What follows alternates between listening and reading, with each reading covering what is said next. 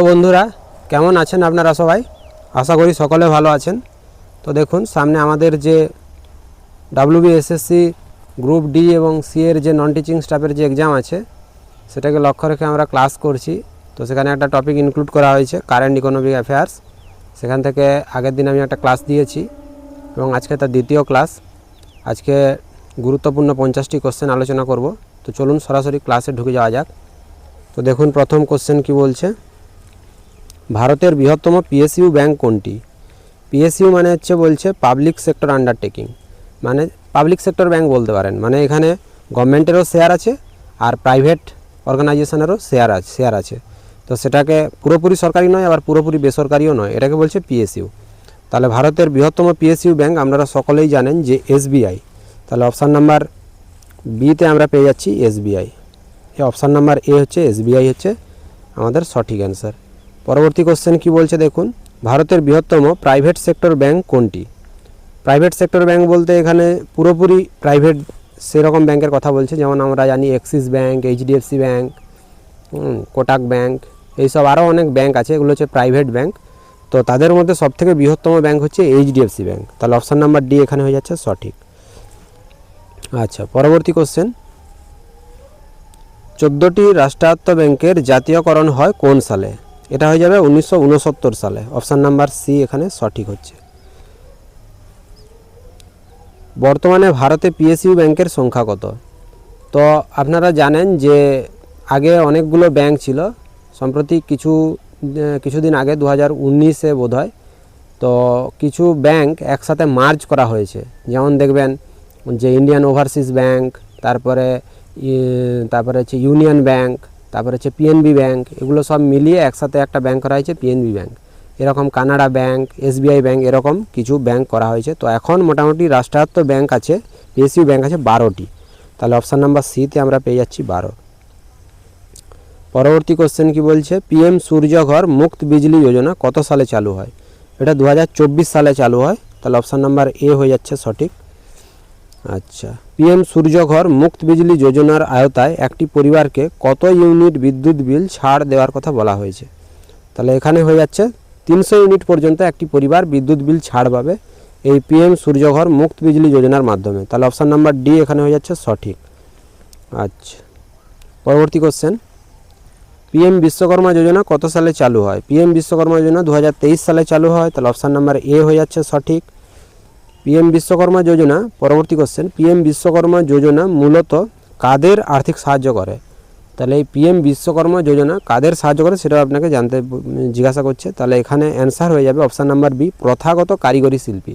মানে এই বিশ্বকর্মা যোজনার আন্ডারে অনেকগুলি মানে কাজ আছে, সেই কাজগুলি এই PM বিশ্বকর্মা যোজনার মধ্যে পড়ছে। তাহলে অপশান নাম্বার বি হচ্ছে এখানে মূলত হচ্ছে কারিগরি শিল্প, এবং দেখবেন গ্রামের দিকে অনেকে থাকে, তো সেটা হচ্ছে প্রথাগত কারিগরি শিল্পী। অপশান নাম্বার বি এখানে সঠিক। পরবর্তী কোশ্চেন, ভারতের সবুজ বিপ্লব সবথেকে বেশি ফলপ্রদ হয়েছিল কোন রাজ্যে? হয়েছিল কোথায় বলছে, কোন রাজ্যে? তাহলে এটা আপনারা সবাই জানেন, এটা হচ্ছে পাঞ্জাব হয়ে যাবে এর সঠিক answer. Option number C Punjab. পরবর্তী কোশ্চেন, কোন পঞ্চবার্ষিকী পরিকল্পনার সময় ভারতে সবুজ বিপ্লব হয়েছিল? ভারতে সবুজ বিপ্লব হয়েছিল, এটা মনে রাখবেন, তৃতীয় পঞ্চবার্ষিকী পরিকল্পনার সময়, 3rd 5-year প্ল্যান। পরবর্তী কোশ্চেন বলছে, ভারতের সবুজ বিপ্লবের জনক কে? এটা হচ্ছে MS স্বামীনাথন। ভারতের সবুজ বিপ্লবের জনক বলা হয় MS স্বামীনাথনকে। অতি সম্প্রতি ইনি মারাও গেছেন এবং ইনাকে মরণোত্তর বা জীবিত ছিলেন ঠিক খেয়াল নেই, ভারতরত্ন পেয়েছেন ইনি। তাহলে সবুজ বিপ্লবের জনক MS স্বামীনাথন। আর যদি বলা হয় যে সবুজ বিপ্লবে শুধু ভারতের না বলে শুধু সবুজ বিপ্লবের জনক বলা হয়, তাহলে অ্যান্সার হয়ে যাবে নরম্যান বোরলগ। এই অপশানটা নরম্যান বোরলগ, অপশান নাম্বার সিতে যেটা আছে। যদি বলে যে শুধুমাত্র সবুজ বিপ্লবের জনক ভারতের যদি না বলে, তাহলে নরম্যান বোরলগ। ইনি হচ্ছেন আমাদের ওই মেক্সিকোর বাসিন্দা। আচ্ছা, পরবর্তীতে কি বলছে, ভারতের শ্বেত বিপ্লবের জনককে? শ্বেত বিপ্লবের জনক ভার্গিস কুরিয়ান। তাহলে অপশান নাম্বার ডি হয়ে যাচ্ছে সঠিক। পরবর্তী কোশ্চেন, ভারতে পিত বিপ্লবের জনক, পিত বা ইয়েলো রিভলিউশন, পিত বিপ্লবের জনক বলা হচ্ছে শ্যাম পিত্রদাকে। তাহলে অপশান নাম্বার এ হয়ে যাচ্ছে সঠিক, শ্যাম পিত্রদা। পরবর্তী কি বলছে, PM প্রণাম যোজনা কিসের সাথে সম্পর্কিত? পিএম প্রণাম এটা মনে রাখবেন, বিকল্প সারের ব্যবহার এবং মাটির স্বাস্থ্য রক্ষা এটার সাথে সম্পর্কিত। তাহলে অপশান নাম্বার সি আমাদের সঠিক হয়ে যাবে, পিএম প্রণাম। পরবর্তীতে কি বলছে, ভারতের বর্তমান অর্থমন্ত্রী নির্মলা সীতারামন ক্রমাগত কতগুলি বাজেট পেশ করেছেন। এখানে আমি আর নামটা লিখিনি, তাহলে সবাই জানেন যে এখন অর্থমন্ত্রী আছেন নির্মলা সীতারামন, তিনি পরপর ক্রমাগত 8টি বাজেট পেশ করেছেন। অপশান নাম্বার ডি সঠিক। পরবর্তী কোশ্চেন, কৃষক বন্ধু প্রকল্পের অধীন একজন কৃষক বছরে সর্বাধিক কত টাকা সরকারি অনুদান পেয়ে থাকেন। কৃষক বন্ধু প্রকল্পের অধীনে একজন কৃষক এক বছরে সর্বাধিক 10,000 টাকা পর্যন্ত পেয়ে থাকেন। তাহলে অপশান নাম্বার এ হয়ে যাচ্ছে সঠিক। পরবর্তী কোশ্চেন, ভারতের প্রথম সম্পূর্ণ অর্গানিক রাজ্য কোনটি। এটার অ্যান্সার হয়ে যাবে সিকিম। ভারতের প্রথম সম্পূর্ণ অর্গানিক রাজ্য সিকিম, অপশান নাম্বার ডি সঠিক। পরবর্তী, ভারতের বৃহত্তম বিদেশি বিনিয়োগকারী দেশ কোনটি। ভারতের বৃহত্তম বিদেশি বিনিয়োগ, এটা হচ্ছে 2019 সাল অনুসারে, 2019 সাল অনুসারে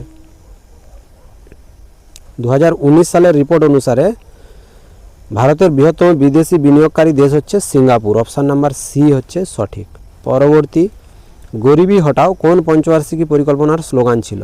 গরিবি হটাও হচ্ছে 5th 5-year প্ল্যান, মানে অপশান নাম্বার ডি এখানে সঠিক হয়ে যাচ্ছে। পঞ্চম পঞ্চবার্ষিকী পরিকল্পনার সময় এই স্লোগানটা ইউজ করা হয়েছিল এবং তখন আমাদের পিএম ছিলেন ইন্দিরা গান্ধী এবং তার একটা ফেমাস ডায়লগ বলুন বা স্লোগান বলুন যে গরিবি হটাও। পরবর্তী কোশ্চেন, পিএম গতিশক্তি যোজনা কোন ক্ষেত্রের সাথে যুক্ত। পিএম গতিশক্তি যোজনা মনে রাখবেন পরিকাঠামো উন্নয়নের সাথে যুক্ত, পরিকাঠামোর সাথে যুক্ত। উৎকর্ষ বাংলা স্কিম কত সালে চালু হয়। উৎকর্ষ বাংলা 2016 সালে চালু হয়, তাহলে অপশান নাম্বার বি হচ্ছে আমাদের এখানে সঠিক, 2016। পরবর্তী কোশ্চেন, কোন বছরকে ভারত নেট জিরো ইমিশন স্থির করেছে। এটা অ্যান্সার হয়ে যাবে 2070, তাহলে অপশান নাম্বার ডি হয়ে যাচ্ছে সঠিক, 2070। গ্রিন হাইড্রোজেন মিশন এর মূল লক্ষ্য কী। গ্রিন হাইড্রোজেন মিশনের মূল লক্ষ্য হচ্ছে কার্বন নিরপেক্ষতা, মানে কার্বনের ইমিশনটাকে আমরা যত কমাতে পারবো ততই লাভ। এই জন্য 2070 সালকে ভারত স্থির করেছে যে 2070 সাল নাগাদ আমরা কার্বন ইমিশনকে একদম জিরোতে নিয়ে চলে যাব। তাহলে অপশান নাম্বার এ এখানে হয়ে যাচ্ছে সঠিক, কার্বন নিরপেক্ষতা। পরবর্তী কোশ্চেন, ভারতের প্রথম গ্রিন হাইড্রোজেন প্ল্যান্ট কোথায় শুরু হয়।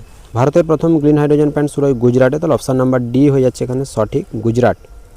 পরবর্তী কি বলছে, ওয়ান নেশন ওয়ান ট্যাক্স বলতে বোঝাচ্ছে, জিএসটি বলতে আমরা বুঝি ওয়ান নেশন ওয়ান ট্যাক্স বোঝাচ্ছে, মানে এর মধ্যেই সমস্ত রকম ট্যাক্স কিন্তু পড়ে যাচ্ছে। আগে যেমন ভ্যাট এরকম আমাদের ছিল, তাহলে জিএসটি হচ্ছে ওয়ান নেশন ওয়ান ট্যাক্স যদি বলে তাহলে আমরা বোঝাবো যে জিএসটিকে বোঝাচ্ছে।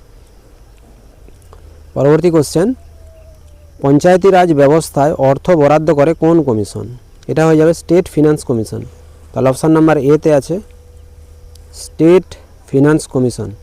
পঞ্চায়েতি রাজ ব্যবস্থায় অর্থ বরাদ্দ করে স্টেট ফিনান্স কমিশন। পরবর্তী কোশ্চেন, বর্তমানে মানে 2026 দেশে মোট নবরত্ন কোম্পানির সংখ্যা কত। বর্তমানে নবরত্ন কোম্পানির সংখ্যা আছে 26টি। এই 2025 সালের ডিসেম্বরে অনেকগুলোকে নবরত্নের মর্যাদা দেওয়া হয়েছে, তাহলে এখন দাঁড়িয়েছে 26টি। আচ্ছা, 2025 সালের প্রথম আইআরসিটিসি আইআরএফসি বলে দুটো রেলের সাথে কানেক্টেড দুটো কোম্পানি আছে, তাদেরকে নবরত্নর মর্যাদা দেওয়া হয়েছিল এবং এর পরবর্তী ডিসেম্বর 2025-এর ডিসেম্বরে হুডকো, তারপরে হচ্ছে আমাদের মজাগন ডক, তারপরে আমাদের এসজেভিএন, তারপরে আছে আরও কিছুগুলো কোম্পানি আছে। এখন মোট দাঁড়িয়েছে 26টি। এই কোশ্চেনটি যদি আসে যে বর্তমানে দেশে মোট নবরত্ন কোম্পানির সংখ্যা কত, তাহলে সংখ্যাটা হয়ে যাবে 26টি। পরবর্তী কোশ্চেন, WTO এর সদর দপ্তর কোথায়। WTO ওয়ার্ল্ড ট্রেড অর্গানাইজেশন এর সদর দপ্তর জেনেভাতে আছে, তাহলে অপশান নাম্বার বি হয়ে যাচ্ছে সঠিক। আচ্ছা, পরবর্তী কি কোশ্চেন কি বলছে, WTO কবে স্থাপিত হয়। এটা হচ্ছে 1949 সালে স্থাপিত হয়, অপশান নাম্বার ডি 1949। ভারতে আর্থিক নীতি মনিটারি পলিসি কে গ্রহণ করে। আর্থিক নীতি গ্রহণ করে হচ্ছে RBI, তাহলে অপশান নাম্বার বি,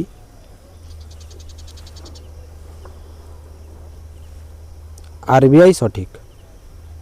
পরবর্তী কি বলছে, বিশ্বের দ্রুততম ক্রমবর্ধমান অর্থনীতির দেশ বর্তমানে কোনটি। বিশ্বের দ্রুততম ক্রমবর্ধমান অর্থনীতির দেশ হচ্ছে ভারত, তাহলে অপশান নাম্বার বি হয়ে যাচ্ছে এখানে আমাদের সঠিক। কোন খাত জিডিপিতে সবথেকে বেশি অবদান রাখে। এটা হচ্ছে পরিষেবা খাতে জিডিপিতে সবথেকে বেশি অবদান থাকে। পরিষেবা মানে হচ্ছে third sector, first second third সেক্টরে পরিষেবা খাতে সবথেকে বেশি আমরা অবদান রাখে আমাদের ইকোনমির মধ্যে।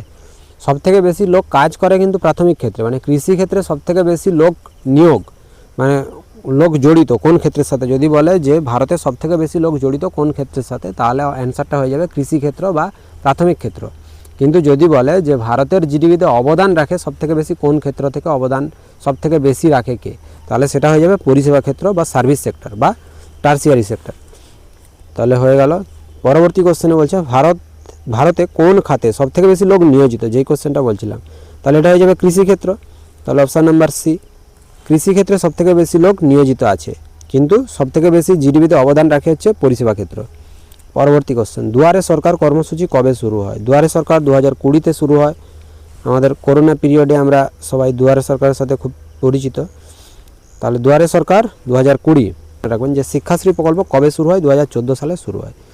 পরবর্তী কোশ্চেন, শিক্ষাশ্রী প্রকল্পের অধীন কোন শ্রেণীর শিক্ষার্থীরা অনুদান পেয়ে থাকেন? শিক্ষাশ্রী প্রকল্পের অধীন শিডিউল কাস্ট এবং শিডিউল ট্রাইবের অন্তর্গত যেসব শিক্ষার্থীরা আছেন 5ম থেকে 8ম শ্রেণীতে পাঠরত, তারাই কিন্তু এই অনুদান বা এই স্কলারশিপটা পেয়ে থাকেন। তাহলে 5ম থেকে 8ম শ্রেণীর শিক্ষার্থীরা এই স্কলারশিপটা পান, শিক্ষাশ্রী প্রকল্পের স্কলারশিপ। আচ্ছা, পরবর্তী কোশ্চেন, লক্ষ্মী ভাণ্ডার প্রকল্পের সুবিধা নেওয়ার জন্য একজন মহিলার বয়স হওয়া প্রয়োজন, মানে কত হওয়া প্রয়োজন? এটা মনে রাখবেন 25 থেকে 60, ন্যূনতম 25 এবং ম্যাক্সিমাম 60 বছর পর্যন্ত এই লক্ষ্মী ভাণ্ডার প্রকল্পের সুবিধা পাওয়া যায়, 25 থেকে 60। 18তম ব্রিক্স সামিট কোথায় অনুষ্ঠিত হবে? এটা 18তম ব্রিক্স সামিট, এটা 2026-এ যেটা হবে, এটা ভারত এর পেয়েছে, চেয়ারম্যানশিপ পেয়েছে, তাহলে ভারতে অনুষ্ঠিত হবে। আচ্ছা, পরবর্তী কি বলছে, কর্মসাথী প্রকল্প কবে চালু হয়? কর্মসাথী 2020, কর্মসাথী 2020-তে চালু হয়। আচ্ছা, পরবর্তী কি বলছে, কর্মসাথী প্রকল্পের অধীনে একজন ব্যক্তি ব্যবসা করার জন্য সর্বাধিক কত টাকা ঋণ পেতে পারেন? কর্মসাথী প্রকল্পের অধীনে মনে রাখবেন 2 লক্ষ টাকা পর্যন্ত ঋণ পাওয়া যায়। তাহলে অপশান নাম্বার ডি, 2 লক্ষ টাকা। প্রধানমন্ত্রী উজালা যোজনা কিসের সাথে সম্পর্কিত? প্রধানমন্ত্রী উজালা যোজনা এলপিজি সংযোগের সাথে সম্পর্কিত, বিনামূল্যে এলপিজি কানেকশন। তাহলে অপশান নাম্বার বি আমাদের সঠিক হয়ে যাচ্ছে, বিনামূল্যে এলপিজি সংযোগ, উজালা যোজনার সাথে এলপিজি। আচ্ছা, নিম্নের কোনটি ডাইরেক্ট ট্যাক্স? ডাইরেক্ট ট্যাক্স এখানে হয়ে যাচ্ছে, অপশানগুলো দেখুন, custom duty, corporate tax, excise duty, GST. GST তো ইনডাইরেক্ট, এক্সাইজ ইনডাইরেক্ট, আর কাস্টম ডিউটিও ইনডাইরেক্ট। আর ডাইরেক্ট ট্যাক্স হয়ে যাচ্ছে কর্পোরেট ট্যাক্স। তাহলে অপশান নাম্বার বি হচ্ছে সঠিক, কর্পোরেট ট্যাক্স, এটা হচ্ছে ডাইরেক্ট ট্যাক্স। আর বাদ বাকি সব আপনারা বুঝতে পারছেন, জিএসটি মানে কোনো কিছু দ্রব্য আমরা কিনলাম, দেখবেন সরকারকে ট্যাক্স দিতে হচ্ছে, জিএসটি পড়ছে, তার মধ্যে দেখবেন জিএসটি ধার্য করা হয়, তাহলে জিএসটি হয়ে যাচ্ছে ইনডাইরেক্ট। এক্সাইজও আপনারা বুঝতে পারছেন, এক্সাইজও ইনডাইরেক্ট। আর কাস্টমও বুঝেন যে বিদেশ থেকে যখন কোনো জিনিস আমাদের দেশে আমদানি করা হয় তখন তার উপরে কাস্টম ট্যাক্স বসানো হয়, তারপরে জিনিসটা মানে দাম ওই জন্য এতটা বেড়ে যায়। তাহলে এগুলো সব হচ্ছে ইনডাইরেক্ট, শুধুমাত্র কর্পোরেট ট্যাক্সটা হচ্ছে ডাইরেক্ট। আচ্ছা, পরবর্তী কোশ্চেনে কি বলছে, নিম্নের কোনটি ইনডাইরেক্ট ট্যাক্স? অপশানগুলো একই আছে, custom duty, corporate tax, excise duty, GST. এখানে ইনডাইরেক্ট ট্যাক্স সবগুলোই আছে, কাস্টম ডিউটিও ইনডাইরেক্ট, এক্সাইজ ডিউটিও ইনডাইরেক্ট, কাস্টম ডিউটিও ইনডাইরেক্ট, এক্সাইজও ইনডাইরেক্ট, জিএসটিও ইনডাইরেক্ট, শুধুমাত্র কর্পোরেট ট্যাক্সটা হচ্ছে ডাইরেক্ট। তাহলে এটা কোশ্চেনটা একটু ভুলভাল টাইপ হয়েছে, তাহলে এটা মনে রাখবেন যে ইনডাইরেক্ট ট্যাক্স এখানে সবগুলোই, custom duty indirect, excise indirect, জিএসটিও ইনডাইরেক্ট। আচ্ছা, পরবর্তী কোশ্চেনে যাই। ভারতের জাতীয় আয় পরিমাপ করে কোন সংস্থা? NSO, national statistical office. আচ্ছা, এটার অ্যান্সার হয়ে যাচ্ছে option number B, national statistical office, NSO. আচ্ছা, বিকশিত ভারত 2024 এর লক্ষ্যমাত্রা কী? মনে রাখবেন 2024 সালের মধ্যে ভারতকে উন্নত রাষ্ট্রে পরিণত করা। তাহলে অপশান নাম্বার ডি হয়ে যাচ্ছে এখানে সঠিক, বিকশিত ভারত 2024 সালের মধ্যে ভারতকে উন্নত রাষ্ট্রে পরিণত করা, এটা হচ্ছে বিকশিত ভারতের লক্ষ্য। আচ্ছা, মানব উন্নয়ন সূচক কে প্রকাশ করে? এটা ইউএনডিপি প্রকাশ করে, অপশান নাম্বার এতে আছে ইউএনডিপি, মানব উন্নয়ন সূচক। আচ্ছা, সোনালী চতুর্ভুজ কি? সোনালী চতুর্ভুজ মনে রাখবেন এটা একটা ন্যাশনাল হাইওয়ে, এটা হচ্ছে কি বলছে, অপশান নাম্বার সিতে দেখুন, জাতীয় হাইওয়ে উন্নয়ন প্রকল্প, এটা হচ্ছে সোনালী চতুর্ভুজ। দেখবেন কলকাতা থেকে চেন্নাই, চেন্নাই থেকে মুম্বাই, মুম্বাই থেকে দিল্লি, আবার দিল্লি থেকে কলকাতা, এই যে দেখবেন একটা চতুর্ভুজের মতো তৈরি হচ্ছে, এটাকে বলছে সোনালী চতুর্ভুজ। এরা মনে রাখবেন জাতীয় হাইওয়ে উন্নয়ন প্রকল্পের অধীনে এটা আছে। আচ্ছা, তার পরবর্তী কোশ্চেন, মুদ্রাস্ফীতি কাদের পক্ষে সবথেকে বেশি লাভজনক? মানে মুদ্রাস্ফীতি হলে কে সবথেকে বেশি লাভবান হয়? এটা মনে রাখবেন ঋণ গ্রহীতারা, মানে যারা ঋণ নেন তারা লাভবান হন মুদ্রাস্ফীতির ফলে। আচ্ছা, পরবর্তী কোশ্চেন, কেন্দ্রীয় বাজেট সাধারণত কোন মাসে পেশ করা হয়? কেন্দ্রীয় বাজেট ফেব্রুয়ারি মাসে পেশ করা হয়। অপশান নাম্বার সিতে আমরা পেয়ে যাচ্ছি ফেব্রুয়ারি মাস। পরবর্তী কোশ্চেন, কোন ব্যাংকের কর্মকাণ্ড কৃষি ও গ্রামীণ ক্ষেত্রে সীমাবদ্ধ? এটা মনে রাখবেন নাবার্ড। নাবার্ডকে বলা হয় গ্রামীণ ব্যাংক বলা হয়, তাহলে এটা নাবার্ড। নাবার্ড প্রতিষ্ঠিত হয়েছিল 1982 সালে। নাবার্ড প্রতিষ্ঠিত কোশ্চেনটাও খুব আসে যে নাবার্ড কবে প্রতিষ্ঠিত হয়। নাবার্ড 1982 সালে প্রতিষ্ঠিত হয়। এর হেডকোয়ার্টার আছে মুম্বাইতে এবং এটা হচ্ছে কৃষি ক্ষেত্রের সাথে সম্পর্কিত, মানে কৃষি ঋণ দেয় এই নাবার্ড ব্যাংক। পরবর্তী কোশ্চেন, এক্সিম ব্যাংক কাদের জন্য কাজ করে? এক্সিম ব্যাংকের ফুল নাম হচ্ছে এক্সপোর্ট ইম্পোর্ট ব্যাংক। এটাও 1982 সালে প্রতিষ্ঠিত হয় আর এর সদর দপ্তরও মুম্বাইতে আছে। এটা হচ্ছে আমদানি রপ্তানির যারা কাজ করেন, আমদানি এবং রপ্তানিকারকদের জন্য এই ব্যাংক কাজ করে, মানে আমদানি রপ্তানি করার জন্য ব্যবসার আমদানি রপ্তানি যারা ইম্পোর্ট এক্সপোর্ট বিজনেস করেন তাদেরকে ঋণ দেয় হচ্ছে এই এক্সিম ব্যাংক। আচ্ছা, আজকে এই পর্যন্ত কোশ্চেন ছিল, 50টি কোশ্চেন আমরা কমপ্লিট করলাম। পরে অন্য কোনো একটা ক্লাস করব। Thank you so much. যদি ভালো লাগে অবশ্যই লাইক করবেন, শেয়ার করবেন এবং সাবস্ক্রাইব করবেন।